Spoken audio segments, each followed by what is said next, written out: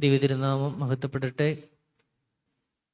യെശയ്യാ പ്രവചനം 5-ാം അധ്യായം 1-2 വാക്യങ്ങളാണ് ഈ സന്ധ്യയിൽ ധ്യാനിക്കുന്നത്. യെശയ്യാ പ്രവചനം 5-ാം അധ്യായം 1-2 വാക്യങ്ങൾ. വേദപുസ്തകമുള്ളവർ തുറന്നു നോക്കണം. ഇതിപ്രകാരമാണ്: ഞാൻ എൻ്റെ പ്രിയതമന് അവൻ്റെ മുന്തിരിത്തോട്ടത്തെക്കുറിച്ച് എൻ്റെ പ്രിയൻ്റെ പാട്ടുപാടും. എൻ്റെ പ്രിയതമനെ ഏറ്റവും ഫലവത്തായ ഒരു കുന്നിന്മേൽ ഒരു മുന്തിരിത്തോട്ടം ഉണ്ടായിരുന്നു.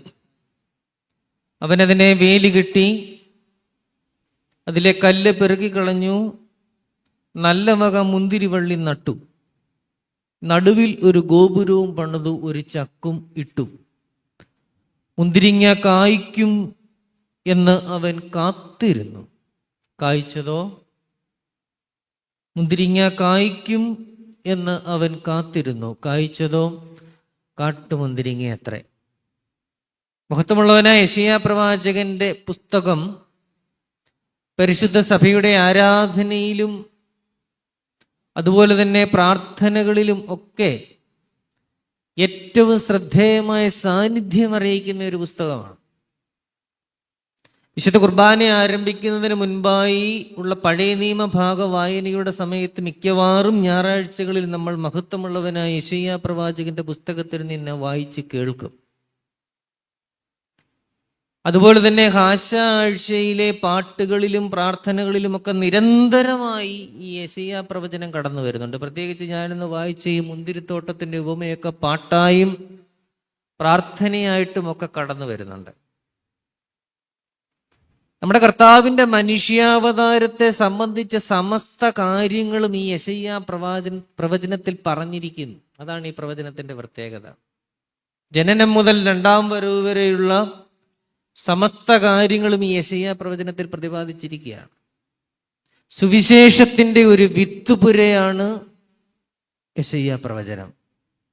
അതുകൊണ്ടാണ് നമ്മുടെ ആരാധനയിലും പ്രാർത്ഥനകളിലുമൊക്കെ ഈ യെശയ്യാ പ്രവചനത്തിന് വലിയ പ്രാധാന്യം നൽകുന്നത്. നാം ഇവിടെ കാണുകയാണ്, പ്രവാചകൻ ഒരു മുന്തിരിത്തോട്ടത്തിന്റെ ഉപമ പറയുകയാണ്. വിശുദ്ധ വേദപുസ്തകം നമ്മൾ ആദിയോടൊന്നും പരിശോധിക്കുമ്പോൾ ഉൽപ്പത്തി മുതൽ വെളിപാട് വരെ ഓരോ പുസ്തകങ്ങളിലും ഈ മുന്തിരിയെക്കുറിച്ചോ വീഞ്ഞിനെ കുറിച്ചോ ഒരു പരാമർശമുണ്ട്. ഒരു മുന്തിരിയുടെ തലപ്പ് ഉൽപ്പത്തി പുസ്തകം മുതൽ വെളിപാട് വരെ ഇങ്ങനെ പടർന്നു കയറി പോകുന്നത് വേദപുസ്തകം സൂക്ഷ്മമായി വായിക്കുന്ന ഓരോ വ്യക്തിക്കും തിരിച്ചറിയാനായിട്ട് സാധിക്കും.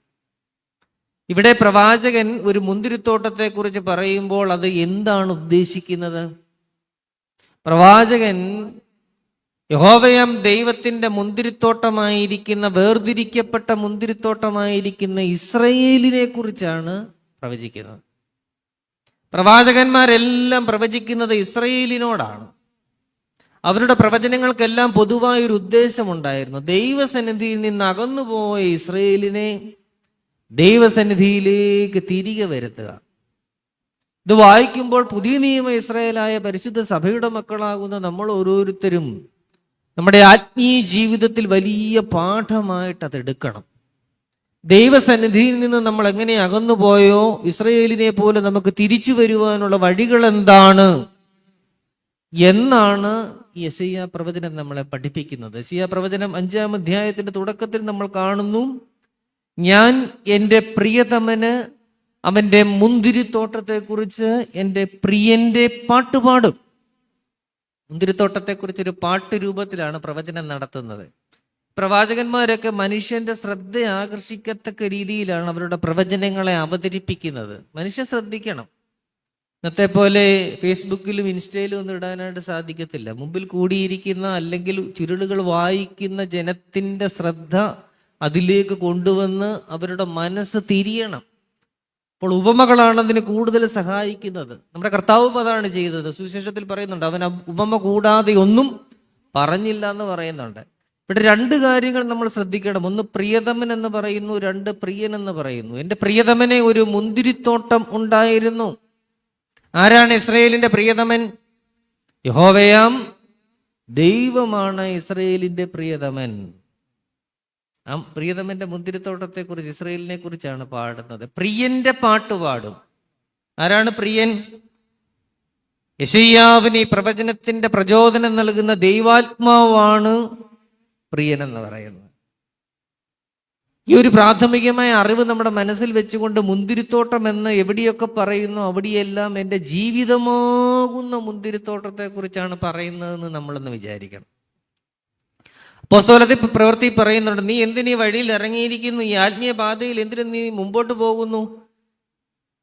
എൻ്റെ ഗ്രഹം വിടുവിക്കപ്പെടണം, എൻ്റെ ഗ്രഹം രക്ഷിക്കപ്പെടണം. ആ രക്ഷയുടെ അനുഭവം നമ്മുടെ ഭവനമാകുന്ന മുന്തിരിത്തോട്ടത്തിന് ലഭ്യമാകാൻ ആവശ്യം വേണ്ടുന്ന ഘടകങ്ങളാണ് ഈ യെശയ്യാ പ്രവചനത്തിലും പറയുന്നത്. വിശുദ്ധ വേദപുസ്തകത്തിൽ നമ്മൾ ആദ്യമായിട്ട് ഒരു മുന്തിരിത്തോട്ടം കാണുന്നത് ഉൽപ്പത്തി പുസ്തകത്തിലാണ്. ഉൽപ്പത്തി പുസ്തകം 9-ാം അധ്യായത്തിൽ വിശുദ്ധ വേദപുസ്തകത്തിലെ ആദ്യത്തെ മുന്തിരിത്തോട്ടം നമ്മൾ കാണും. ആരുടേതാണ് ആ മുന്തിരിത്തോട്ടം? 9:20 നമ്മൾ കാണുന്നു, നോഹ കൃഷി ചെയ്യുവാൻ തുടങ്ങി. പ്രളയകാലം കഴിഞ്ഞു, നോഹ കൃഷി ചെയ്യുവാൻ തുടങ്ങി. എന്തുകൊണ്ടാണ് ഈ പ്രളയം കഴിഞ്ഞപ്പോൾ കൃഷി ചെയ്യാൻ തുടങ്ങിയത്?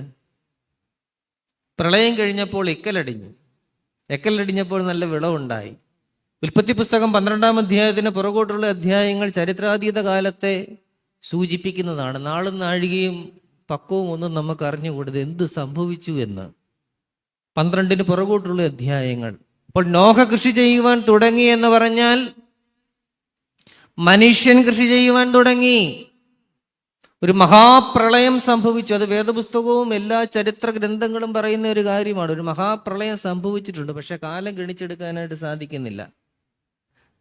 നോഹ കൃഷി ചെയ്യുവാൻ തുടങ്ങി, ഒരു മുന്തിരിത്തോട്ടം നട്ടുണ്ടാക്കി, അതിലെ വീഞ്ഞു കുടിച്ചു, അല്ലെ? അങ്ങനെയാണ് പറയുന്നത് 9:20, ഉൽപ്പത്തി 9:20. മുന്തിരിത്തോട്ടം നട്ടുണ്ടാക്കിയാൽ വീഞ്ഞു കുടിക്കും. പിന്നെന്ത് സംഭവിച്ചു? വീഞ്ഞു കുടിച്ചാൽ ലഹരി പിടിക്കും. ഇതൊക്കെ വളരെ സ്വാഭാവികമായ കാര്യങ്ങളാണ്. എന്നാൽ പിന്നെ സംഭവിച്ചത് വളരെ അസ്വാഭാവികമായ ഒരു കാര്യമാണ്. എന്താണ്? തൻ്റെ കൂടാരത്തിൽ വസ്ത്രം നീങ്ങിക്കിടന്നു. ദൈവപുരുഷനായ നോഹ തൻ്റെ കൂടാരത്തിന്റെ പടപ്പ് തടിയുടെ ചുവട്ടിൽ നഗ്നനായി ചുരുണ്ടു കിടക്കുകയാണ്. ഇതൊരു ആത്മീയ മനുഷ്യനെ സംബന്ധിച്ച് വളരെ ദയനീയമായ ഒരു കാര്യമാണ്. സ്വന്തം കൂടാരത്തിൽ നഗ്നനായി കിടക്കുക,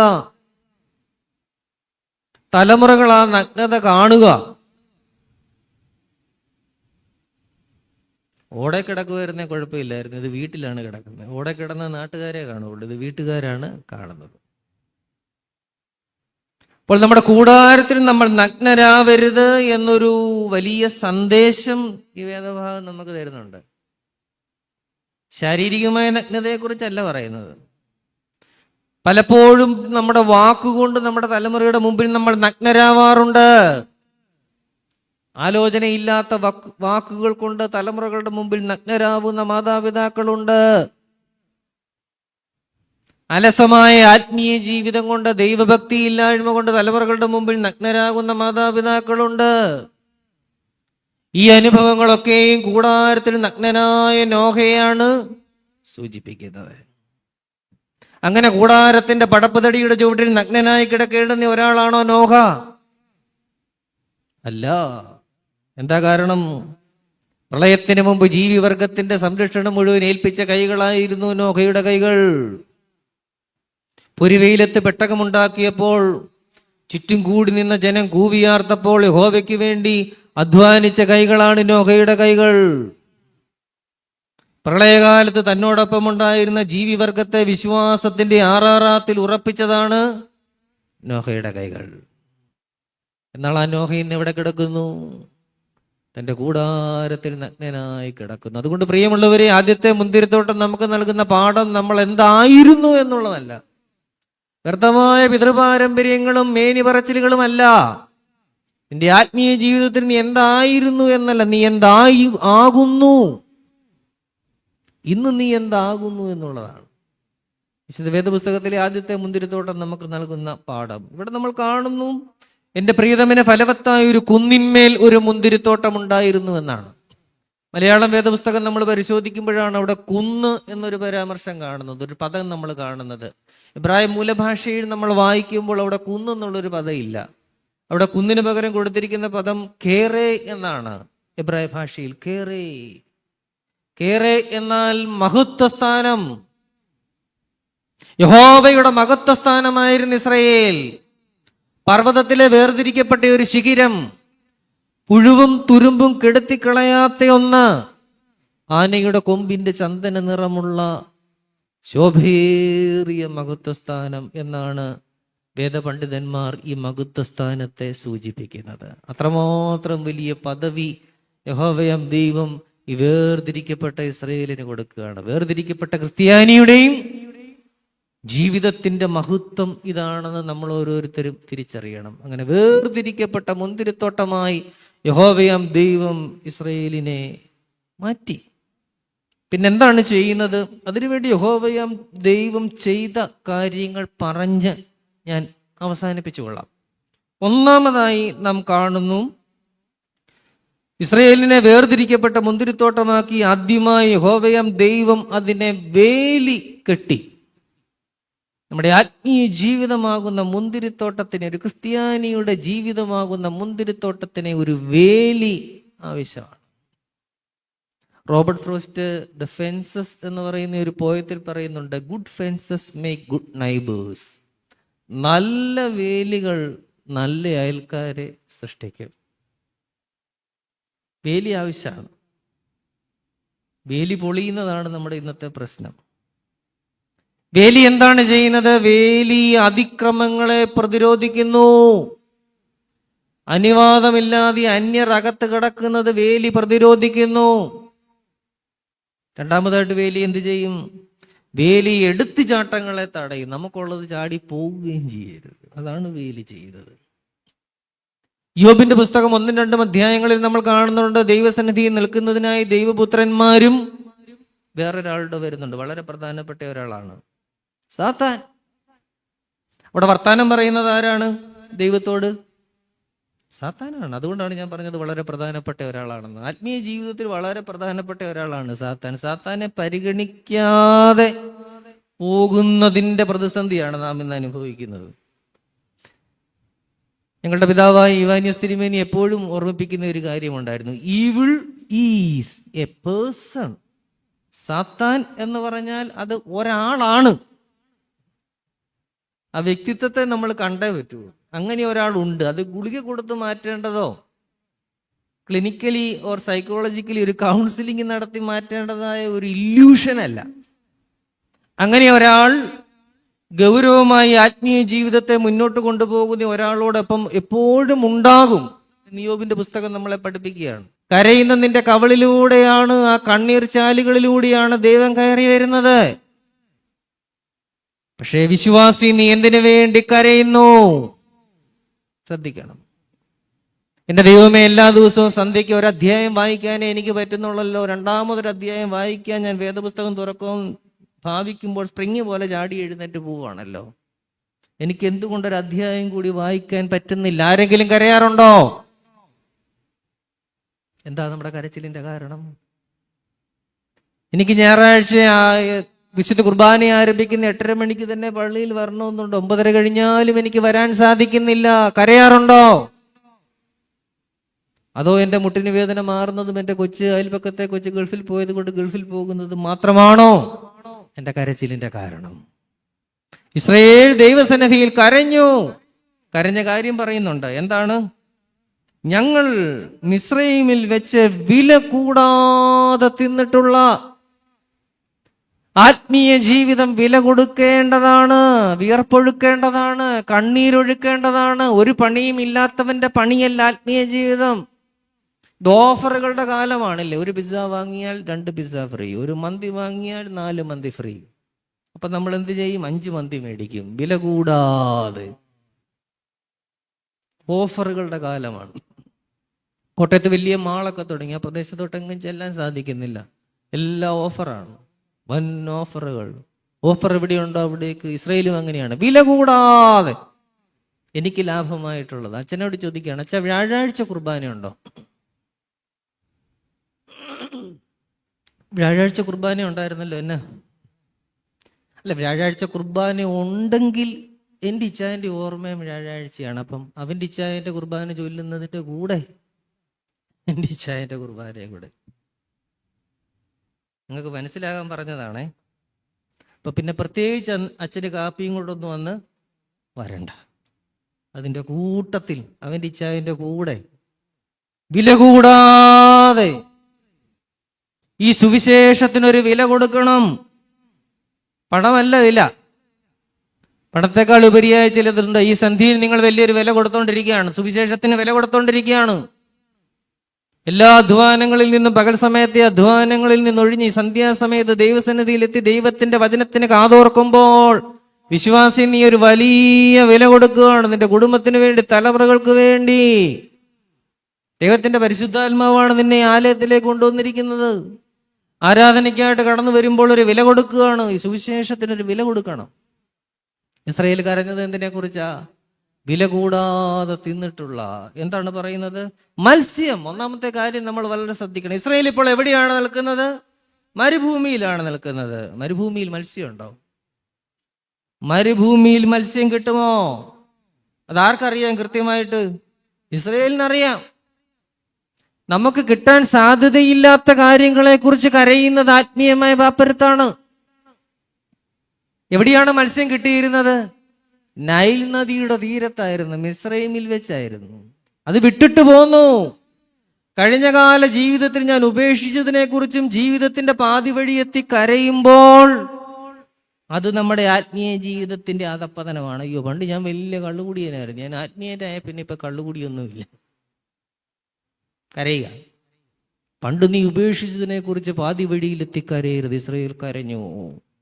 വില കൂടാതെ ഞങ്ങൾ തിന്നിട്ടുള്ള എന്തൊക്കെയാണ്? മത്സ്യം, വെള്ളരിക്ക, മത്തങ്ങ, ഉള്ളി, ചുവന്നുള്ളി, ചിറ്റുള്ളി. നാട്ടുകാർ വിചാരിക്കും പെരുന്നാൾ തീരുന്നതിന് മുമ്പ് ഇവിടെ ലേലം തുടങ്ങിയൊന്നല്ലേ. പച്ചക്കറിക്കടയിലെ ലിസ്റ്റല്ല, ഇസ്രായേൽ ദൈവസന്നിധിയിൽ കരഞ്ഞ കാര്യങ്ങളാണ്. നമ്മുടെ കരച്ചിലുകളും പലപ്പോഴും ഈ കാടിലും പടപ്പിലുമാണ്. കരയേണ്ടതിനെ കുറിച്ച് കരയുന്നില്ല, തലമുറകളെ കുറിച്ച് കരയുന്നില്ല, ആത്മീയ ജീവിതത്തിലെ മാന്യത്തെ കുറിച്ച് കരയുന്നില്ല, നമുക്കിടയിലുള്ള ഛിദ്രങ്ങളെ കുറിച്ചും വ്യവഹാരങ്ങളെ കുറിച്ചും പൗരോഹിത്യത്തെ കുറിച്ചും നമ്മൾ കരയുന്നില്ല. കരയാത്ത ജനത്തിന് എങ്ങനെ നല്ല പുരോഹിതന്മാരെ കിട്ടും? കരയാത്ത ജനത്തിന് എങ്ങനെ നല്ല സഭാജീവിതം കിട്ടും? കരയാത്ത ജനത്തിന് എങ്ങനെ ഒരു ആത്മീയ മാർഗം കിട്ടും? ശ്രദ്ധിക്കേണ്ട കാര്യമാണ്. അവർ ആത്മീയ കാര്യങ്ങളെ നിസ്സാരമാക്കി. എന്നിട്ട് പറയുകയാണ്, ഈ മരുഭൂമിയിൽ ഞങ്ങളുടെ പ്രാണൻ പൊരിഞ്ഞിരിക്കുന്നു. പിന്നെ പറയുകയാണ്, ഈ മന്ന അല്ലാതെ ഒന്നുമില്ല. എവിടെ തിരിഞ്ഞാലും മന്ന. എന്താണ് മന്ന? ദിവ്യഭോജ്യമാണ്, സ്വർഗം തുറന്നു കൊടുത്തിട്ടുള്ളതാണ്, മനുഷ്യൻ ഇതുവരെയും കാണാത്ത കാര്യമാണ്.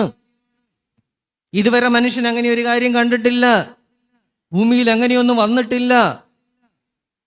മന്ന എന്ന പദം തന്നെ അത് സൂചിപ്പിക്കുകയാണ്. എബ്രായ ഭാഷയിൽ മ അന എന്ന് പറഞ്ഞാൽ വാട്ട് ഈസ് ദിസ്? അങ്ങനെ ഒരു സാധനം പൊഴിഞ്ഞു കിടക്കുന്നത് കണ്ടപ്പോൾ അതിനരികെ ചെന്ന് കൈക്ക് മുട്ടുകുത്തി, അല്ലേ, ഇങ്ങനെ സൂക്ഷിച്ച് കുനിഞ്ഞു നിന്ന് ഇസ്രായേൽ ചോദിച്ച ചോദ്യമെന്നാണ്. ഇതെന്താണ്? അതൊരു ചോദ്യമാണ്, അതൊരു ഭക്ഷണ സാധനത്തിന്റെ പേരല്ല. പാളയത്തിൽ മഞ്ഞ് പൊഴിയുമ്പോൾ മന്നയും പൊഴിയും എന്നാണ് പറയുന്നത്. നിന്റെ ജീവിതത്തിന്റെ അനുനിമിഷങ്ങളിൽ രാവിലെ മഞ്ഞുണ്ടെങ്കിൽ അനുഗ്രഹമുണ്ട്. ഏത് വേനൽക്കാലത്തും രാവിലെ മുറ്റത്തിറങ്ങി ഇലയിലൊന്ന് തടവിയാൽ ഒരു തരി നനവുണ്ട്.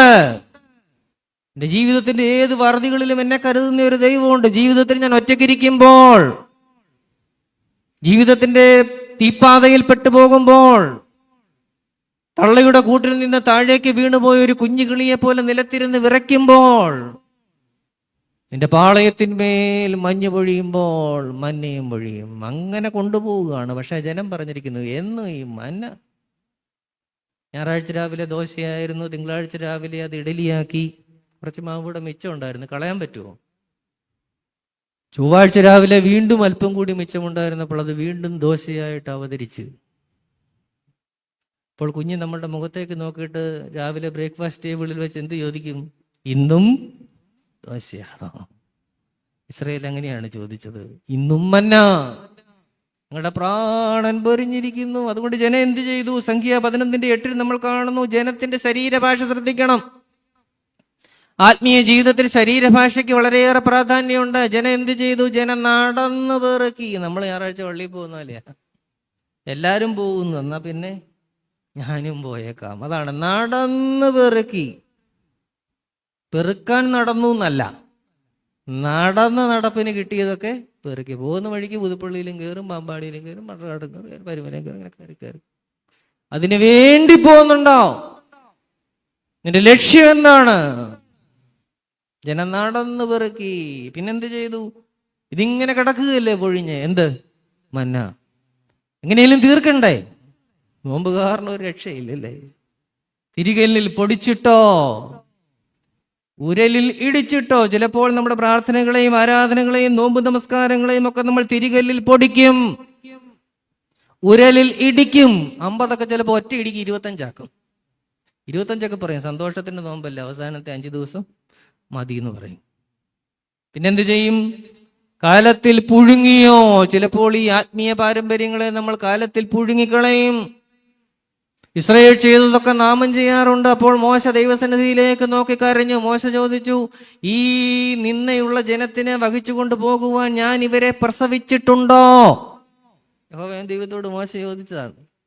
മോശ എന്തുമാത്രം നല്ലൊരു പദവിയിലിരുന്ന ആളാണെന്നറിയോ? രാജകുമാരിയുടെ വളർത്തുപുത്രൻ, അടുത്ത രാജാവായിട്ട് വരാൻ സാധ്യതയുള്ള ഒരാൾ, കൊട്ടാരത്തിലെ സർവകലാശാലയിൽ പഠിച്ചയാൾ, എല്ലാ ആയോധന കലകളും പഠിച്ചയാൾ.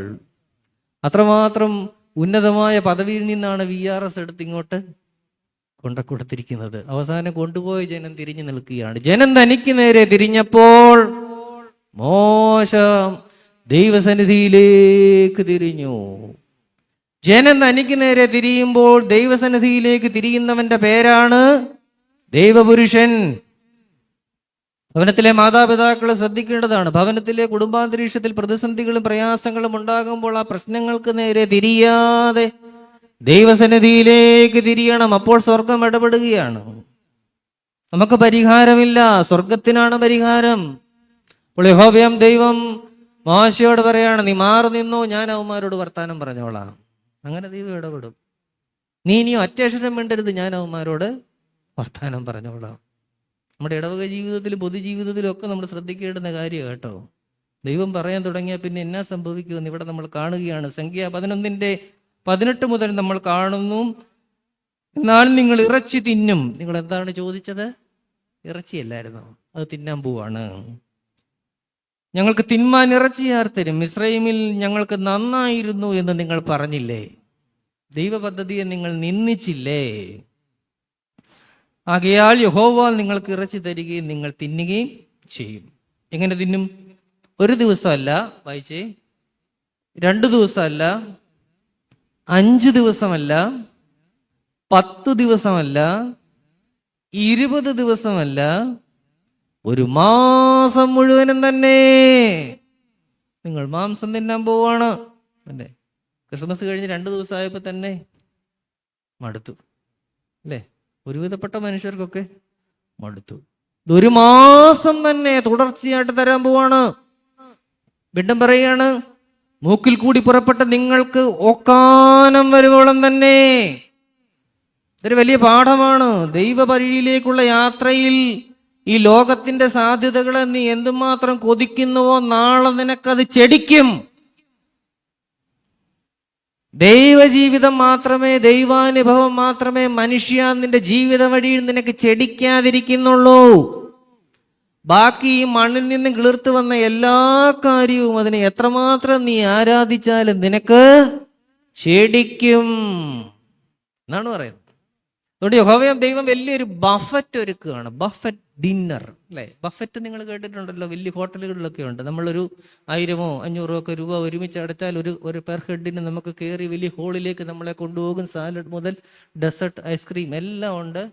ഇഷ്ടം പോലെ ഫുഡ് കഴിക്കാം. ഇത് കാണുമ്പോൾ തന്നെ നമുക്ക് വയറ് നിറയും. അൺലിമിറ്റഡ് ആണ് അല്ലേ? ബഫറ്റിന്റെ പ്രത്യേകത എന്താണ്? അൺലിമിറ്റഡ് ഓഫറാണ്. അങ്ങനെ വലിയൊരു ബഫറ്റ് യഹോവയാം ദൈവം ഇസ്രായേലിന് വേണ്ടി ഒരുക്കി. സംഖ്യ 11:31 നമ്മൾ കാണുന്നു. അനന്തരം യഹോവ അയച്ച ഒരു കാറ്റ് ഊതി.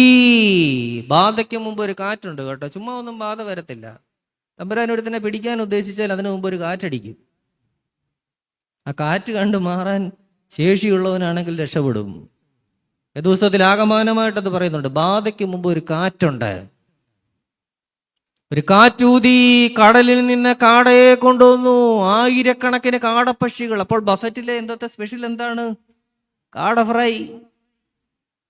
ആയിരക്കണക്കിന് തടിച്ചു കൊഴുത്ത കാടകൾ 2 മുഴം ഉയരത്തിൽ പറന്നു നിൽക്കുമാറാക്കി എന്നാണ്. 2 മുഴം എന്ന് പറഞ്ഞാൽ ഇത്രയും. ഇങ്ങനെ കൈ പിടിച്ചാൽ തടിച്ചു കൊഴുത്ത കാടയെ പിടിക്കാം.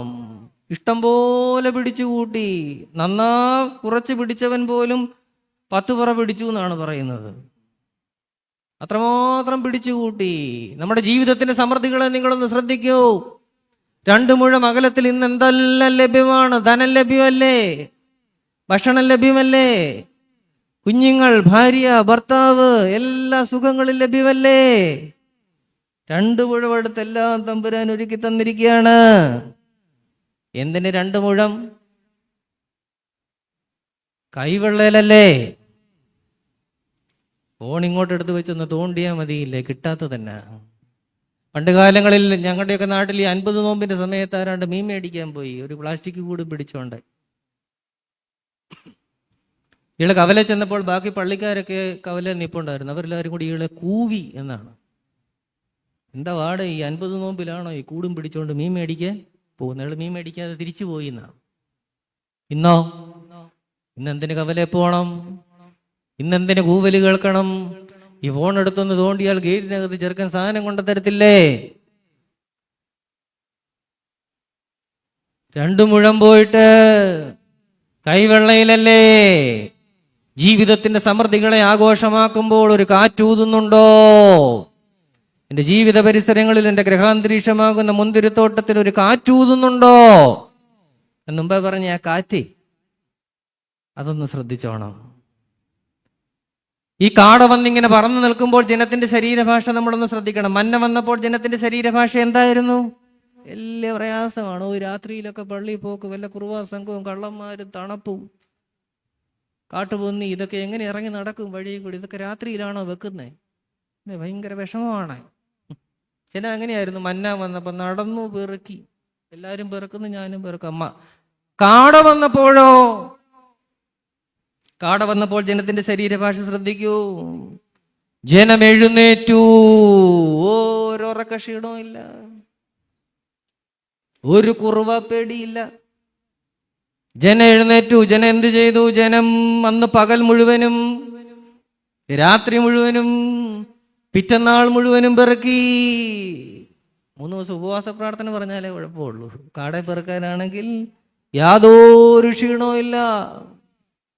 ആവോളം പെറുക്കി. എന്നിട്ട് എന്ത് ചെയ്തു? പാളയത്തിന് ചുറ്റും ചിക്കി. അടുത്ത തെറ്റ് എന്താണ്? പാളയം, യഹോവയാം ദൈവത്തിന്റെ പാളയം, തന്റെ പ്രിയതമയാകുന്ന ഇസ്രായേലാകുന്ന പാളയം. ഒരു കഴുകൻ തന്റെ കുഞ്ഞിനെ നോക്കുന്നത് പോലെ ഉന്നതങ്ങളിൽ ഇരുന്ന് ദൈവം നോക്കുന്ന പാളയം. പകൽ മേഘസ്തംഭവും രാത്രി അഗ്നിത്തൂണുമായി നടത്തിയ പാളയം. ദൈവം എവിടെയിരിക്കുന്നേ? ദൈവം എവിടെയിരിക്കുന്നത്? അതെങ്കിലും പറ. വലിയ ദൈവശാസ്ത്രമൊന്നുമല്ല, നമ്മുടെ സാധാരണക്കാരന്റെ ഭാഷ. ദൈവം എവിടെയിരിക്കുന്നേ? തമ്പുരാൻ മോളിലാണ് ഇരിക്കുന്നത്. മോളിൽ ഇരുന്ന് ദൈവം നോക്കുകയാണ്. Panoramic vision. നോക്കിയപ്പോൾ എന്താണ് കാണുന്നത്? അതാ അങ്ങ് ദൂരെ തന്റെ പാളയം. ഇന്നെന്താണ് പാളയത്തിന് ചുറ്റും കാണുന്നത്? പെരുന്നാളാണോ? കൊടിയൊക്കെ കെട്ടിവെച്ചിരിക്കുന്നതാണ്. ഏതാണ്ടെല്ലാം ഇങ്ങനെ നിരന്ന് കിടക്കുന്നല്ലോ. എന്താണ്? കാടയിറച്ചി ഉണങ്ങാനിട്ടതാണ്. ദൈവത്തിന്റെ ആലയത്തെ അവർ മാംസം കൊണ്ട് അലങ്കരിച്ചു. അത് ദൈവത്തിന് അനിഷ്ടമായി.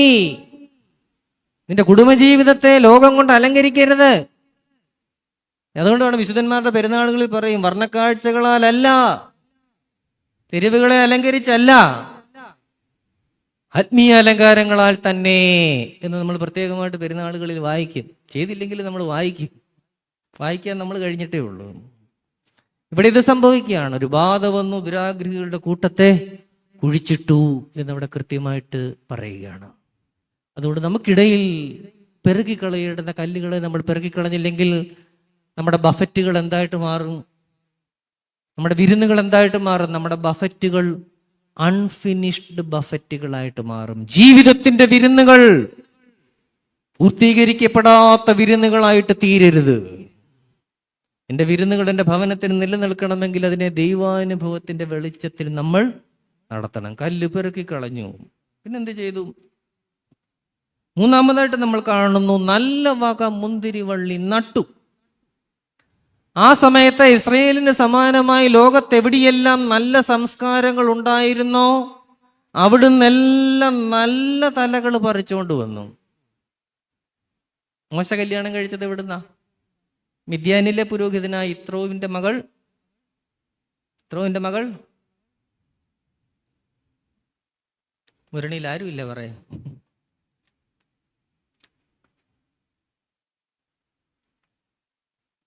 ആരാണ്? സിപ്പോറെ കൽക്കത്തി കൊണ്ട് പരിച്ഛേദന കഴിക്കുന്നുണ്ടല്ലോ അല്ലേ? പൂർവ്വപിതാവായ യോസേഫ് വിവാഹം കഴിച്ചതോ? അതും വേറൊരു പുരോഹിതന്റെ വേറൊരു മതത്തിൽപ്പെട്ടയാളിനാണ്. രണ്ടുപേരും കല്യാണം കഴിച്ചത് അച്ഛന്മാരുടെ മക്കളെയാണ് കേട്ടോ. മോശ കല്യാണം കഴിച്ചതും പൂർവ്വപിതാവായ യോസേഫ് വിവാഹം കഴിച്ചതും അച്ഛന്മാരുടെ മക്കളെയാണ്. പക്ഷെ വേറെ മതത്തിൽപ്പെട്ടതായിരുന്നു. അതുകൊണ്ട് അച്ഛാ ഞങ്ങളും ചിലപ്പോൾ വേറെ മതത്തിൽ നിന്ന്. ഇതല്ല, യഹോവയാം ദൈവം കൈകൊണ്ട് പെറുക്കി ഒരു സമുദായത്തെ രൂപപ്പെടുത്തിയതാണ്. രൂപപ്പെടുത്തിയത്തെ കയറ്റി പിന്നെ നമ്മൾ രൂപപ്പെടുത്താൻ പോകണ്ട. ഇത് ദൈവം ചെയ്യുന്നതാണ്. പൂർവ്വപിതാവായ യോസേഫ് ഓനിലെ പുരോഹിതനായ പൊത്തിഫറസിന്റെ മകൾ അസ്നത്തിനെ വിവാഹം കഴിച്ചു. നല്ല തലകൾ എവിടെയുണ്ടോ അതിനെ എല്ലാം ഇസ്രയേലിലേക്ക് കൊണ്ടുവന്ന് നട്ടു. ഞാൻ ആ ഭാഗം പൂർത്തീകരിക്കുകയാണ്. പിന്നെന്ത് ചെയ്തു? നടുവിൽ ഒരു ഗോപുരം പണിതു. നാലാമതായി നടുവിൽ ഒരു ഗോപുരം പണിതു. ഒരു മുന്തിരിത്തോട്ടത്തിന്റെ നടുവിൽ ഒരു കാവൽ ഗോപുരമുണ്ട്. ഒരു ഭവനത്തിന്റെ നടുവിൽ ഒരു പ്രാർത്ഥനാ ഗോപുരം വേണം. ഇസ്രയേലിന്റെ നടുവിൽ ഒരു പ്രാർത്ഥനാ ഗോപുരം ഉണ്ടായിരുന്നത് യെരുശലേം ദേവാലയം തന്നെ. ഭവനമാകുന്ന മുന്തിരിത്തോട്ടത്തിന്റെ നടുവിൽ ഒരു പ്രാർത്ഥനാ ഗോപുരം വേണം. അപ്പനും അമ്മയും ആ പ്രാർത്ഥനാ ഗോപുരത്തിലാണ് ഇരിക്കേണ്ടത്. ഇന്ന് ആ ഗോപുരത്തിൽ ഇരിക്കാത്തതിന്റെ പ്രതിസന്ധികളാണ് നമ്മുടെ കുടുംബങ്ങളിൽ നമ്മൾ കാണുന്നത്. കുഞ്ഞുങ്ങളുടെ മുമ്പിൽ നമുക്ക് അഭിപ്രായം പറയാൻ സാധിക്കുന്നില്ല. നമ്മുടെ പദ്ധതികളെ കുഞ്ഞുങ്ങളുടെ മുമ്പിൽ നമുക്ക് അവതരിപ്പിക്കാനോ അവരുടെ അംഗീകാരം നേടിയെടുക്കാനോ സാധിക്കുന്നില്ല. ഒരു വർത്തമാനം തുടങ്ങി 1 മിനിറ്റിനകം തല്ലിപ്പിരിയുകയാണ്. എന്താ കാര്യം? പ്രാർത്ഥനാ ഗോപുരത്തിൽ ഇരുന്ന് നമുക്ക് കുടുംബത്തോട് സംസാരിക്കാൻ സാധിക്കുന്നില്ല. അത് രാവിലെ ഒരു മാതാവ് എപ്പോൾ ഒരു വീട്ടിൽ എഴുന്നേൽക്കും? 5 മണിയാകുമ്പോഴെങ്കിലും എഴുന്നേൽക്കണം ഇല്ലേ? 4:30 എഴുന്നേൽക്കുന്നവരും ഇല്ലേ? എന്തിനു വേണ്ടി എഴുന്നേൽക്കുന്നു? കുടുംബത്തിന് വേണ്ടി എഴുന്നേൽക്കുകയാണ്. അവർക്ക് വേണ്ടിയാണോ? തന്റെ ഭർത്താവിന് വേണ്ടി, കുഞ്ഞുങ്ങൾക്ക് വേണ്ടി ഒരു അമ്മ വെളുപ്പനെ എഴുന്നേൽക്കുകയാണ്. അമ്മ വിചാരിക്കുകയാണ്, ദൈവമേ 4:30 ഞാൻ ഈ എഴുന്നേക്കാൻ തുടങ്ങിയിട്ട് എത്ര നാളായി, അടുത്ത അമ്പലത്തിൽ പാട്ട് പോലും വെച്ചില്ല, എന്റെ അവസ്ഥ എന്താണ് എന്നമ്മ വിചാരിച്ചാൽ തീർന്നില്ലേ? പക്ഷെ പ്രാർത്ഥനാ ഗോപുരത്തിൽ ഇരിക്കുന്ന ഒരു അമ്മയ്ക്ക് പ്രത്യാശയോടെ എഴുന്നേൽക്കാൻ സാധിക്കും. ഒരു പിതാവിന് പ്രത്യാശയോടെ എഴുന്നേൽക്കാൻ സാധിക്കും. പ്രാർത്ഥനാ ഗോപുരത്തിലിരിക്കുന്ന മാതാപിതാക്കൾ അതിരാവിലെ എഴുന്നേറ്റ് ദൈവസന്നിധിയിൽ മുട്ടുമടക്കും. അവർ ചോദിക്കും, ദൈവമേ ഇന്ന് നിനക്ക് എന്റെ കുടുംബത്തിന് വേണ്ടിയുള്ള അരുളപ്പാടെന്താണ്?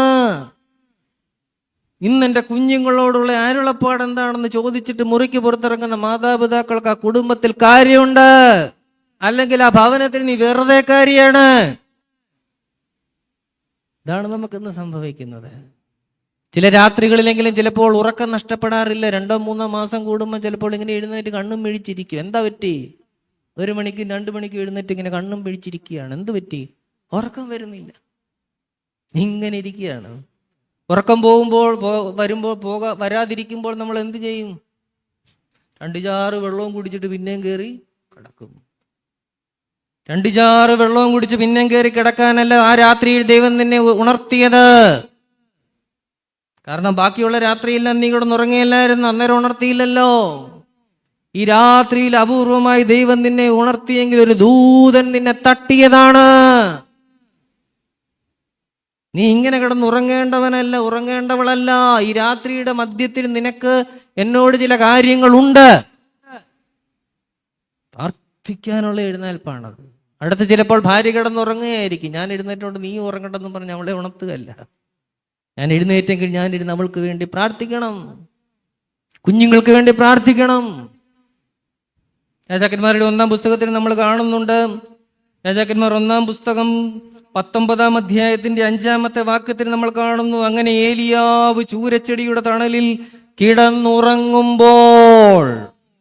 അതൊരു പൂച്ചമയക്കമായിരുന്നില്ല. ഉച്ചയ്ക്ക് ഊണ് കഴിഞ്ഞ് 15 മിനിറ്റ് ഉറങ്ങുന്ന ഉറക്കമായിരുന്നില്ല. പേടിച്ചുറങ്ങുകയാണ് ദൈവപുരുഷൻ. അങ്ങനെ അനുഭവം ദൈവപുരുഷന്റെ ജീവിതത്തിൽ ഉണ്ടാകും. എന്താ കാര്യം? ഇസബേൽ വലിയൊരു മെസ്സേജ് അയച്ചു, നിന്നെ ഞാൻ തീർത്ത് കളയും. ഇന്ന് ചില മെസ്സേജൊക്കെ കണ്ടു കഴിയുമ്പോൾ നമ്മുടെ ജീവിതം പോയതുപോലെ നമുക്ക് തോന്നാറില്ലേ? അതുപോലെ ഒരെണ്ണം ഏലിയാവിനിട്ടും കിട്ടി, നിന്നെ ഞാൻ തീർക്കാൻ പോവുകയാണ്. നിരാശപ്പെട്ടു, ചൂരച്ചെടിയുടെ തണലിൽ കിടന്നുറങ്ങി എന്നാണ്. ഉറങ്ങി എന്ന് പറഞ്ഞാൽ എബ്രായ ഭാഷയിൽ യഷേൻ എന്നാണ്. അത് വെറും ഉറക്കമല്ല, മരണകരമായ ഉറക്കം. ഇനി എനിക്ക് എഴുന്നേൽക്കേണ്ട, ഈ ഉറക്കത്തിൽ എനിക്ക് മരിച്ചാൽ മതി എന്ന് വിചാരിച്ചുള്ള ഉറക്കം ഉറങ്ങാറുണ്ടോ? ജീവിതം ഒരു സ്റ്റെയിൽ ബ്രെഡ് പോലെ ആകാറുണ്ടോ? What is stale bread? ഉണക്ക റൊട്ടി. പണ്ട് കാലങ്ങളിൽ ഉണ്ടായിരുന്ന ഒരു സാധനമാണ്, ഇപ്പോൾ ഉണ്ടോന്ന് അറിയാമല്ലോ. പണ്ടൊക്കെ പനി വരുമ്പോൾ ചായ കവലയ്ക്ക് പോയി മേടിച്ചുകൊണ്ട് വരും, ഈ നീളമുള്ള ഒരു റൊട്ടി. യാതൊരു പ്രതികരണവും ഇല്ല. എന്താ? മൊരിച്ച റൊട്ടി. അതൊരു വിധത്തിലും നമുക്ക് കടിക്കാനും പറ്റത്തില്ല, ഇറക്കാനും പറ്റത്തില്ല, രുചിയില്ല. പച്ചറൊട്ടിയാണെങ്കിൽ ഒരു മര്യാദയുണ്ട്. അതുകൊണ്ട് പനി വരുന്നതിനേക്കാൾ ഭയാനകമാണ് ഈ മൊരിച്ച റൊട്ടി തിന്നുന്നത്. ജീവിതം മൊരിച്ച റൊട്ടി പോലെ, യാതൊന്നും പുറപ്പെടുവിക്കാതെ, യാതൊന്നും സ്വീകരിക്കാനാവാതെ, ഭക്ഷണത്തിന് രുചിയില്ലാതെയുള്ള അവസ്ഥയിൽ കിടക്കുകയാണ്. ഏലിയാവിന്റെ ജീവിതം ഒരു ഉണങ്ങിയ റൊട്ടിക്കഷണം പോലെയായി. അപ്പോൾ എന്ത് സംഭവിച്ചു? പെട്ടെന്ന് ഒരു ദൂതൻ അവനെ തട്ടി. അതാണ് ഈ രാത്രിയിൽ ഉണർന്നെങ്കിൽ നീ അതിനെ അങ്ങനെ കാണണം. നിന്റെ വേദനകളുടെ രാത്രിയിൽ നീ ഉണരുമ്പോൾ ഒരു ദൂതൻ എന്നെ തട്ടിയിരിക്കുന്നു എന്ന് കാണണം.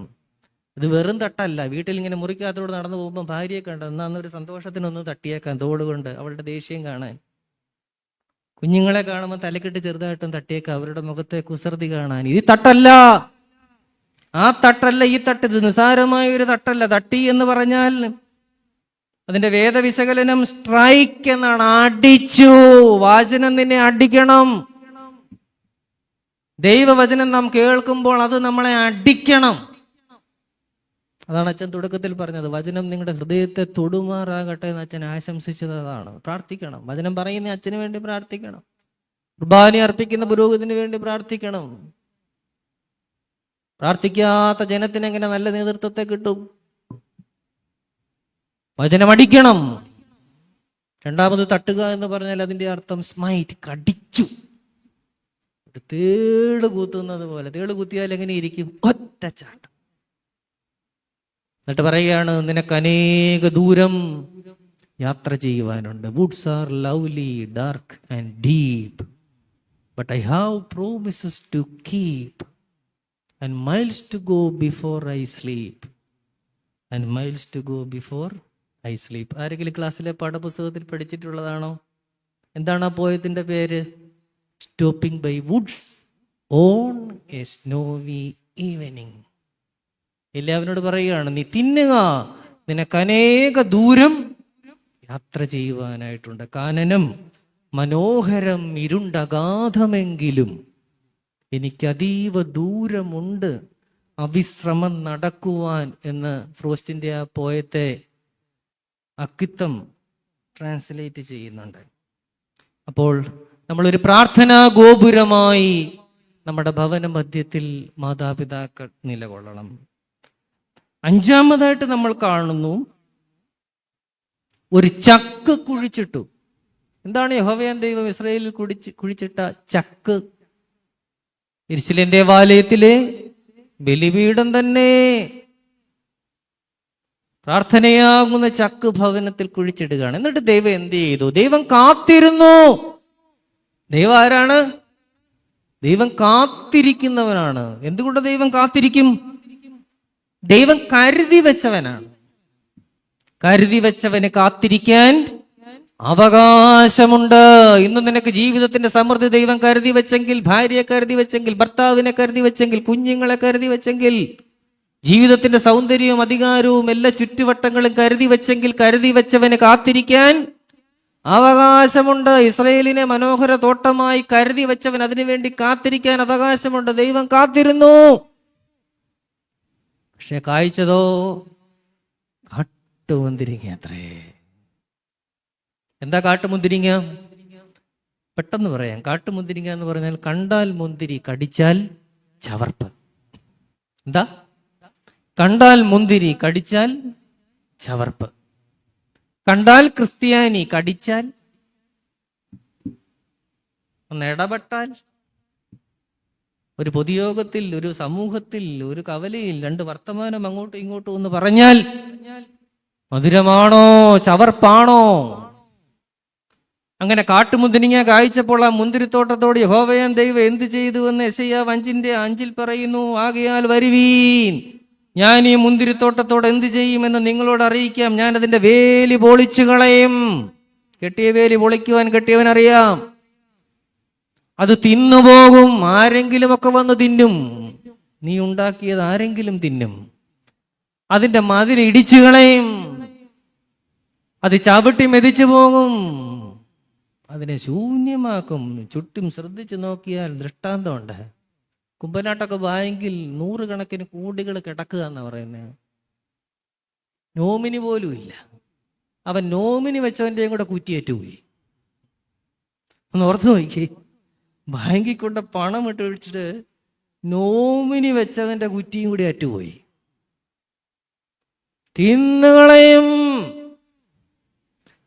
അതിൽ മുള്ളും പറക്കാരെയും മുളയ്ക്കും. പിന്നെ ഗവൺമെന്റ് എടുക്കും വല്ല തോക്കോ പീരങ്കിയോ ഒക്കെ മേടിക്കാൻ. 10-50 കൊല്ലം കഴിയുമ്പോൾ ഗവൺമെന്റ് എടുത്ത് തോക്കും പീരങ്കിയൊക്കെ മേടിക്കും. ആരെങ്കിലും അനുഭവിക്കും. അതുകൊണ്ട് പ്രിയപ്പെട്ടവരെ, നമ്മുടെ കുടുംബജീവിതം ഫലപ്രദമായ മുന്തിരിത്തോട്ടം. ഇന്ന് പലപ്പോഴും കടിച്ചു പിടിച്ചാണ് കഴിയുന്നത്.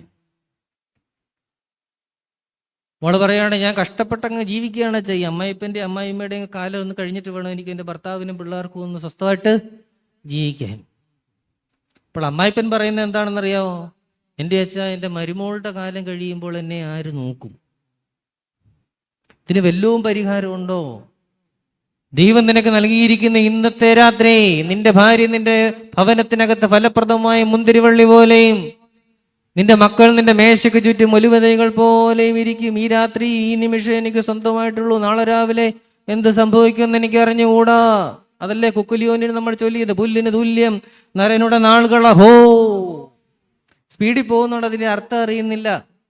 എല്ലാം നല്ല സുഖമാണ്. അർത്ഥം അറിഞ്ഞ് ചൊല്ലിയാൽ പെരുവലലേ എന്ന് തലവണ്ട വരെ ഒരു പെരുപ്പ് കയറും. പുല്ലിന് തുല്യം നരനുടെ നാളുകൾ. മനുഷ്യ, നീ തിരിഞ്ഞു നോക്കുക. നീ മനുഷ്യനാണ്. നീ മരിച്ചു പോകും. നിന്റെ നാളുകൾ പുല്ലിന് തുല്യമാണ്. എന്നിട്ട് പറയാണ്, പുല്ലിന് തുല്യം നരനുടെ നാളുകൾ അഹോ. എന്താണ് ഈ അഹോ? അഹോ മീൻസ് അലാസ്, അത്ഭുതം. എനിക്ക് ഓർത്തിട്ട് പെരുത്ത് കയറുന്നെന്ന്. നമ്മൾ പിന്നെ ഓർക്കാൻ പോകാത്തോണ്ട് പെരുപ്പുമില്ല. മരിക്കുമ്പോൾ നീ എന്ത് കൊണ്ടുപോകും? ഒരു മനുഷ്യൻ ആശുപത്രിയിൽ നിന്നും വീട്ടിലേക്ക് പറഞ്ഞിട്ട് ഇനി വീട്ടിൽ നോക്കിക്കുമെന്ന് പറഞ്ഞ് വീട്ടിൽ കിടന്ന് വായു വലിക്കുമ്പോൾ, തൊണ്ടയിൽ കഫം കെട്ടുമ്പോൾ എന്ത് കൊടുക്കും? 2 വായു ഗുളിക. ഒരു വായു ഗുളിക്ക് എത്ര വലിപ്പമുണ്ട്? കുരുമുളക് പോലെ ചെറിയ 2 എണ്ണം അല്ലേ വായു ഗുളിക. ഒരു വായു ഗുളിക കുപ്പിക്ക് എത്രയും വലിപ്പമുണ്ട്? ഇത്രയും വലിപ്പം. എത്രയും വലിപ്പം ഒന്ന് കൈകൊണ്ട് കാണിച്ച്. അല്ല, അമ്മച്ചിമാരുടെ കയ്യിലില്ലേ? കാലം മാറിയാലും വായു ഗുളിക ഉപേക്ഷിക്കാൻ പറ്റത്തില്ല. അയ്യോ, ഇത്രയും വലിപ്പം. കഴിഞ്ഞ നൂറ്റാണ്ടിലും ഈ നൂറ്റാണ്ടിലും പ്രൊഡക്റ്റ് ഡിസൈൻ മാറാത്ത ഒറ്റ മെറ്റീരിയൽ ഉള്ളൂ, വായു ഗുളിക. ഇന്നും ഭയങ്കര ഡിമാൻഡാണ്, അന്ന് ഡിമാൻഡാണ്. അതുകൊണ്ട് പ്രൊഡക്റ്റ് ഡിസൈൻ മാറ്റേണ്ട കാര്യമില്ല. പരസ്യം വേണ്ടെന്ന്, മേടിച്ച് തന്നെ വെച്ചോളൂ. ശ്വാസം വലിക്കുമ്പോൾ തൊണ്ടയിൽ കഫം കെട്ടുമ്പോൾ പ്രായം ചെന്ന് ആരെങ്കിലും വീട്ടിൽ വന്നാൽ പറയും, ഒരു കഷായത്തിലോട്ട് ഇച്ചിരി ഒന്ന്, അരിഷ്ടത്തിലോട്ട് ഇച്ചിരി ഒന്ന് അരച്ച് കൊടുത്തേര്, അതങ്ങ് തീരുമാനമായിക്കോളും എന്നും പറഞ്ഞിന്ന് പോയി കൊടുക്കരുത്. അങ്ങനെയൊന്നും തീരുമാനമാകത്തില്ല. സമയത്ത് കൊടുക്കണം. അപ്പോൾ ഒരു വായു ഗുളികയുടെ കുപ്പിക്ക് ഇത്രയും വലിപ്പം, അതിന്റെ അടപ്പിനോ ഇത്രയും വലിപ്പം. അപ്പച്ചൻ കട്ടിലിൽ കിടന്ന് വലിക്കുകയാണ്. അപ്പച്ചനോർക്കാണ്, ദൈവമേ, ഞാൻ ഇവന്മാർക്ക് വേണ്ടി മ്യൂച്വൽ ഫണ്ട്, SIP, റബ്ബർ തോട്ടം, കപ്പക്കാല, ഒരു നാരങ്ങ വെള്ളം കുടിക്കാതെ, ഒരു ഓട്ടോ പിടിക്കാതെ, ഒരു തൂക്കുമീൻ കൂട്ടാതെ ഞാൻ ഉണ്ടാക്കിയിട്ട് അവസാനം എനിക്ക് വായു പോകുവാനായിട്ട് ഇവന്മാര് തരുന്നതാണ് 2 വായു ഗുളിക. അതാണ് പ്രതിവിധി. പുല്ലിന് തുല്യം നരനുടെ നാളുകൾ അഹോ, നീ തിരിഞ്ഞു നോക്കുക, നീ മനുഷ്യനാണ്, ഓർക്കുക, നീ മരിക്കും. അപ്പോൾ അപ്പച്ചൻ ഓർക്കുകയാണ്, എന്തായാലും പോവുകയാണ്, എന്നാലും ചെറിയ അടപ്പല്ലേ, അത് കയ്യിൽ പിടിച്ചേക്കാം. അങ്ങനെ അത് കയ്യിൽ മുറുകെ പിടിച്ചുകൊണ്ട് അപ്പച്ചൻ ജീവനെ വിട്ടു. മക്കൾ കുളിപ്പിക്കാനെടുത്തപ്പോൾ ഒരു കൈ എന്തോ ഇങ്ങനെ അമക്കി പിടിച്ചിരിക്കുന്നു. കൈ വിടർത്തി നോക്കിയപ്പോൾ വായുഗുളിക കുപ്പിയുടെ അടപ്പ്. അപ്പോൾ പിള്ളേർ പറയാണ്, ഇതും കൊണ്ടാണോ പോയത്? നീ അവസാനം അരച്ചു കൊടുക്കുന്ന വായുഗുളിക കുപ്പിയുടെ അടപ്പ് പോലും നിനക്ക് കൂട്ടുവരികയില്ല. എന്നെല്ലാം കരുതി വെക്കുകയാണ്. പിന്നെയാവാം, എനിക്കിഷ്ടമുള്ളവർ മാത്രം എൻ്റെ വീട്ടിൽ അവശേഷിക്കുമ്പോൾ ഞാൻ സന്തോഷമായിട്ട് ജീവിച്ചു തുടങ്ങാം. ആർക്കറിയാം?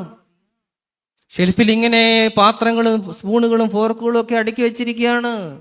ഏരയുടെ സെറ്റൊക്കെയാണ്, കയറി താമസത്തിന് കിട്ടിയതാണ്. ഇതെന്തിനാണ് ഇങ്ങനെ അടുക്കി വെച്ചിരിക്കുന്നത്? വീട്ടിൽ ഭക്ഷണം കഴിക്കുന്നത് ഏത് പാത്രത്തിലാണ്? ഭക്ഷണം തരുന്നത് ഏരയുടെ സെറ്റിലാണോ? സ്റ്റീൽ പാത്രം അല്ലേ? കുട്ടിക്കും പട്ടിക്കും കെട്ടിയോനും എല്ലാം സ്റ്റീൽ പാത്രമാണ്. ഈ പാത്രം മാറിപ്പോകാതിരുന്നാൽ ഭാഗ്യം, അല്ലെങ്കിൽ കറങ്ങി തിരിഞ്ഞ് പട്ടിക്ക് കൊടുത്തതൊക്കെ കറങ്ങി വരും. എന്തിന് ഈ പാത്രങ്ങളെല്ലാം ഇങ്ങനെ അടുക്കി ഷോ മെറ്റീരിയലാക്കി വെച്ചിരിക്കുന്നു? ആരെങ്കിലും വരും. മറുപടിയാണ്, ആര് വരാൻ? നീ തന്നെ ഈ വീട്ടിലോട്ട് വന്നിട്ട് 10-20 വർഷമായില്ലേ, 30 വർഷമായില്ലേ? അതിനുശേഷം ജീവനിൽ പേടിയുള്ള ആരെങ്കിലും ആ വീട്ടിൽ വന്നിട്ടുണ്ടോ? അതിനുണ്ട് എന്ത് ചെയ്യണം? ഇന്ന് വൈകിട്ട് ചെന്ന് നല്ല നല്ല പാത്രമെടുത്ത് 4 പാത്രമെടുത്ത് അത്താഴം കഴിക്കേ. പുല്ലിന് തുല്യം നരനുടെ നാളുകൾ അഹോ. വേറെ രമാലിയിലേക്ക് നോക്കിയാൽ വലിയ ബെഡ്ഷീറ്റുകളും പില്ലോ കവറും ഒക്കെ നല്ല ഭംഗിയായിട്ട് ഇങ്ങനെ വെച്ചിരിക്കുകയാണ്. കൂടിയ ബോംബെ ഡെയിങ്ങിന്റെ ഒക്കെ കട്ടിലെ വിരിച്ചിട്ടിരിക്കുന്നതോ. എന്തിനാണ് ഇതെല്ലാം അടുക്കി വെച്ചിരിക്കുന്നത്? ആശുപത്രിയിൽ പോകുമ്പോൾ വിരിക്കാം. ആശുപത്രിയിൽ പോകുമ്പോൾ വിരിക്കാം. നീ നിന്റെ ഭർത്താവും പിള്ളേരും കൂടി ഒരു യാത്ര പോകുമ്പോൾ വിരിക്കാമെന്ന് പറഞ്ഞാൽ അതിനകത്തൊരു പ്രത്യാശയുണ്ട്. അതുകൊണ്ട് ഭവനത്തിലെ പ്രാർത്ഥനാ ഗോപുരത്തിലായിരിക്കുന്നവരോടൊപ്പം ഈ രാത്രി നാളെ നമുക്ക് സ്വന്തമല്ല. ഫലപ്രദമായ മുന്തിരിത്തോട്ടം. വിശുദ്ധ മത്തായിയുടെ സുവിശേഷം 21-ാം അധ്യായം കൂടി പറഞ്ഞ് ഞാൻ അവസാനിപ്പിച്ചുകൊള്ളാം. അവിടെ ഈ ഉപമ വീണ്ടും നമ്മുടെ കർത്താവ് പറയുന്നുണ്ട്. കർത്താവ് പറയുകയാണ്, മറ്റൊരു ഉപമ കേൾപ്പീൻ. ഗ്രഹസ്ഥനായ ഒരു മനുഷ്യൻ ഒരു മുന്തിരിത്തോട്ടം നട്ടുണ്ടാക്കി. യെശയ്യാവ് പറഞ്ഞപ്പോൾ അത് ആരായിരുന്നു? പ്രിയതമനായിരുന്നു, കാമുകൻ. പ്രണയകാലമാണ് പഴയ നിയമം. പുതിയ നിയമത്തിൽ എന്ത് സംഭവിച്ചു? കല്യാണം കഴിഞ്ഞു.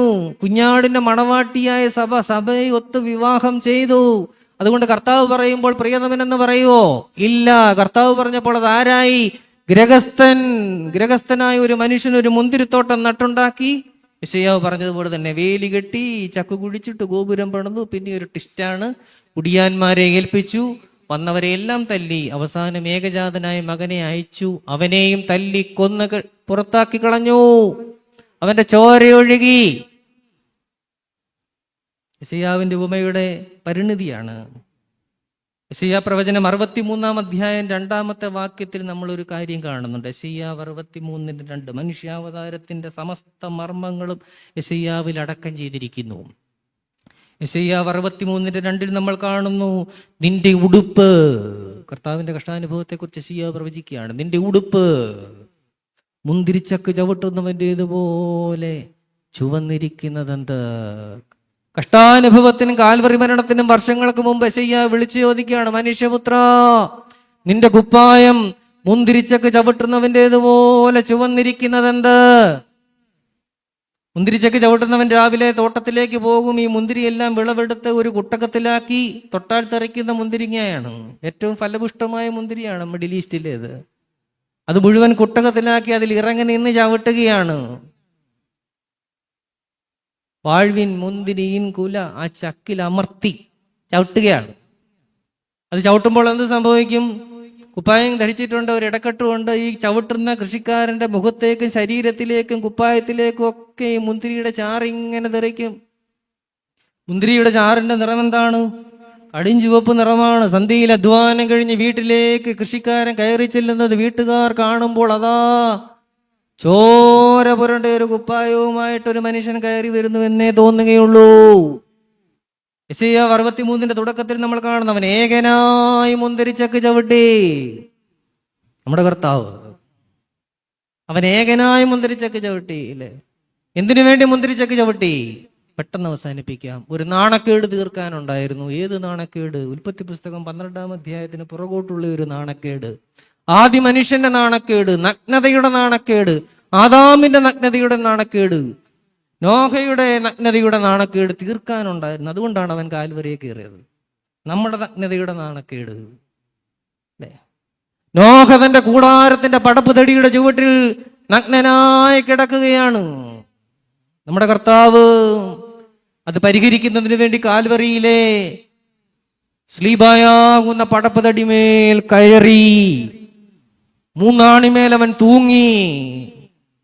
അവന്റെ ശരീരം ഒരു മുന്തിരിച്ചക്ക് ചവിട്ടുന്നവൻ്റേതുപോലെ രക്തത്താൽ ചുവന്നു. അവൻ അല്പവസ്ത്രമേ ധരിച്ചിരുന്നുള്ളൂ, അതിലാകെ ചോര നിറഞ്ഞു. ആ കാഴ്ച എത്രയോ വർഷങ്ങൾക്ക് മുമ്പ് യെശയ്യാവ് കണ്ടു. അവിടെയാണ് ഈ വേദത്തിന്റെ മർമ്മം നമ്മൾ തിരിച്ചറിയേണ്ടത്. ആർക്കു വേണ്ടി അവൻ ചോരയണിഞ്ഞു എന്ന് പറഞ്ഞേ? ആർക്കു വേണ്ടി അവൻ ചോരയണിഞ്ഞു പറഞ്ഞേ? അത് പറഞ്ഞിട്ടെങ്കിലും പോണം. പറഞ്ഞേ, അങ്ങനെ അങ്ങ് ഒഴുക്കി പറയല്ലേ. എനിക്ക് വേണ്ടി. നമുക്ക് വേണ്ടി എന്ന് നമുക്ക് പൊതുവെ ഒരു പ്രസ്താവനയായിട്ട് പറയാം. പക്ഷെ ഇത് ആർക്ക് വേണ്ടി? എനിക്ക് വേണ്ടി. അവനെ മേശയിൽ അപ്പം വീഞ്ഞായി നീ കാണും, അവനെ അനുഭവിക്കും. അത് നിനക്കാണ്, നിനക്കും നിന്റെ വീട്ടുകാർക്കുമാണ്. അപ്പോസ്തല പ്രവൃത്തിയിൽ പറയുന്നുണ്ട്, എന്റെ ഗ്രഹം രക്ഷിക്കപ്പെടുവാൻ. അതുകൊണ്ട് ഞാൻ എന്ത് ചെയ്യണം? ആ ഫലപ്രദമായ മുന്തിരിത്തോട്ടത്തിന് വേലി കെട്ടണം, ചക്കു കുഴിച്ചിടണം, നല്ല നല്ല മുന്തിരിവള്ളി നടണം, ഗോപുരം പണിയണം. ഇതെന്റെ ആത്മീയ ജീവിതത്തിന്റെ ഉത്തരവാദിത്തമാണ്. ദൈവവചനം വായിക്കുന്ന മാതാപിതാക്കൾ നമുക്കുണ്ടാകണം. വചനമാകുന്ന സ്ക്രീനിന് മുമ്പിൽ അമ്മമാർ സമയം ചിലവിടണം. പിന്നെ ഏത് സ്ക്രീനിന് മുമ്പിലാണ് അമ്മമാർ സമയം ചിലവിടുന്നത്? സംവിധാനം ചെയ്തവൻ മരിച്ചു പോയാലും തീരാത്ത TV സീരിയലുകൾക്ക് മുമ്പിൽ ചടഞ്ഞിരിക്കുന്ന ഒരമ്മയ്ക്ക് ഒരു വചനവുമില്ല. ഞാൻ ഇടത്തിലെ ഒരു പ്രാർത്ഥനയോധന ഒരു ഭവനത്തിൽ ചെന്നപ്പോൾ ആ ഭവനത്തിൽ എനിക്ക് ലഭിച്ച വേദപുസ്തകം നിറയെ വരയും എഴുത്തുകളും ഇങ്ങനെ ഡേറ്റുകളും ഒക്കെ എഴുതി വെച്ചിരിക്കുകയാണ്. ഞാൻ ആ പ്രാർത്ഥന കഴിഞ്ഞപ്പോൾ ആ ഭവനത്തിലെ മാതാവിനോട് ചോദിച്ചു, ഇതെന്തിനാണ് വേദപുസ്തകത്തിലെ വാക്യങ്ങൾക്ക് നേരെ ഡേറ്റുകൾ വെച്ചിരിക്കുന്നത്? അപ്പോൾ ആ അമ്മ എന്നോട് പറയുകയാണ്, അച്ഛാ, വചനം എന്നെ തൊട്ട ദിവസമാണ്. ആ വചനം എന്നെ തൊട്ട ദിവസമാണ്. വചനം നമ്മെ തൊടുന്ന ദിവസങ്ങൾ ഉണ്ടാകണം. ദൈവവചനം നമ്മെ തൊടുന്ന നാഴികകൾ ഉണ്ടാകണം. വചനത്താൽ കുഞ്ഞുങ്ങളെ ശരിപ്പെടുത്തുന്ന മാതാപിതാക്കൾ ഉണ്ടാകണം. മോൻ വന്നിട്ട് പറയുകയാണ്, നിങ്ങൾ എന്നെ നിർബന്ധിച്ച് ചേർത്ത ബിടെക്കിന് ഞാൻ പോയി ചേർന്നു, 4 വിഷയത്തിന് തോറ്റു, സീനായി, ഞാൻ എന്ത് ചെയ്യും? അപ്പനോട് വന്ന് ചോദിക്കുകയാണ്. ഇപ്പൊ തോറ്റു കഴിയുമ്പോൾ ചോദിക്കുന്നതാണ് സീനായെന്ന്. സന്തോഷം വരുമ്പോൾ വൈബായി. എന്നാ മറുപടി പറയും? അപ്പന് പറയാനൊരു മറുപടി വചനം വായിക്കുന്ന അപ്പനാണെങ്കിൽ ഈ സുവിശേഷത്തിലുണ്ട്, വചനത്തിലുണ്ട്. മോള് വന്നിട്ട് പറയുകയാണ്, അമ്മേ, ഒരുത്തൻ എന്നെ പുറകെ നടന്ന് ശല്യം ചെയ്യുന്നു, ഞാൻ എന്നാ ചെയ്യും? അപ്പോൾ അമ്മ പറയുകയാണ്, മോളെ, നിന്റെ പ്രായത്തിൽ എൻ്റെ പുറകെ നടന്ന് ശല്യം ചെയ്യുമായിരുന്നു, ഇവന്മാരെ കൊണ്ട് തോറ്റു. അത് പറഞ്ഞാൽ മറുപടിയാകുമോ? അമ്മയ്ക്ക് പറയാനൊരു മറുപടി വചനത്തിലുണ്ട്. അതാണ് യെശയ്യാവ് 15:16, ഞാൻ നിന്റെ വചനം കണ്ടെത്തി ഭക്ഷിച്ചിരിക്കുന്നു. ആമോസ് പ്രവചനത്തിൽ പറയുന്ന, അപ്പത്തിനായുള്ള വിശപ്പല്ല, വെള്ളത്തിനായുള്ള ദാഹവുമല്ല, യഹോവയുടെ വചനങ്ങളെ കേൾക്കേണ്ടതിനുള്ള വിശപ്പ് തന്നെ. ഈ സന്ധിയിലെ നമ്മുടെ വിശപ്പ് അതാണ്. ഇതുകൊണ്ട് തീരരുത്. നമ്മുടെ ഭവനങ്ങളിലേക്ക് ആ വിശപ്പിനെയും ദാഹത്തെയും കൊണ്ടുപോകുവാനും ലോകപ്രകാരമുള്ള നമ്മുടെ പോഷണം നമ്മുടെ കുഞ്ഞുങ്ങൾക്ക് നൽകുമ്പോഴും അവർക്ക് വചനവും ആരാധനയും നോമ്പ് നമസ്കാരങ്ങളും നൽകുന്നതിന് നമുക്ക് ഉത്സാഹിക്കണം.